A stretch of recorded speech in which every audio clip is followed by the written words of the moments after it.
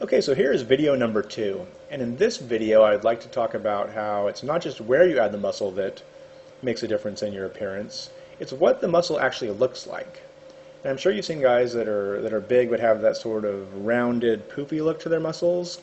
You've seen other guys that are big and have that angular, more dense look to their muscles. Well, I believe that the dense muscular look is the way to go, but you have to be careful of whether you just train for density or just train for size. You kind of want to mix of both, but let me show you pictures first of what I mean by that. So here's a guy that has a lot of muscle mass, but it has that slightly rounded look to it. But here's a guy, in contrast, who has a lot of muscle mass with a harder, firm look to the muscles and more of an angular type of appearance, and that's what I recommend. So let's talk about how to gain muscle density and how to gain size and how you want to kind of balance them both for the best look. So density training is in the lower rep range. The 1 to 3 rep range is pure density without adding size or very little size.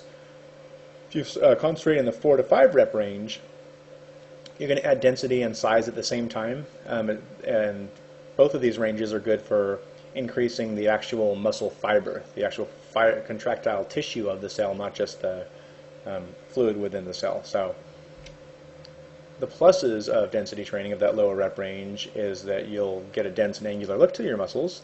The negative is that if you just focus on these rep ranges, you're going to get a really slow increase in muscle size, and the muscles can have that flat look. And if they're too flat, they won't look as defined because you won't get those shadows casted when you're like in decent lighting and stuff, and you'll look smaller than necessary. I mean, you want density, but you want a little bit of size to go with that, like full muscles. So let's talk about making the muscles a little bit more full.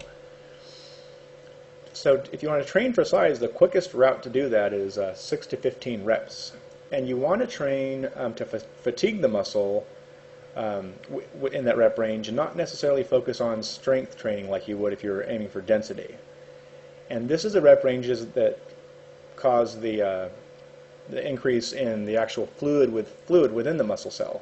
And that's a sarcoplasmic growth. And the first way of training density was the myofibrillar muscle growth. So you want a combination of both. Because if you train just for size, you're going to experience that rapid increase in size in that 6 to 15 range because the fluid within the muscle cells increase quickly.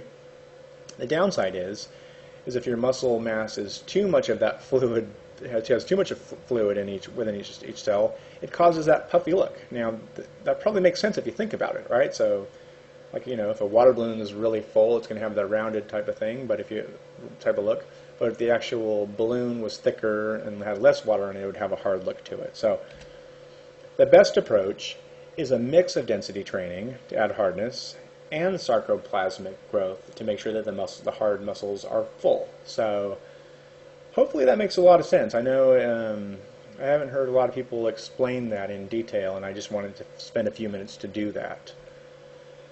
The next video I want to show advanced ways to make sure your skin shrink wraps tightly around your muscles and so that it's not loose, because lots of times what happens is that somebody gets low body fat percentage, they lose all the water and stuff, and they still don't have that definition because there's a little bit of looseness to the skin, because the skin lags behind a little bit when you diet down. And I want to show you a strategy to ensure that you get that awesome shrink wrapped look, and that'll be video number 3. And thanks for watching this one, and just go down the page a little bit and make sure you watch that, alright?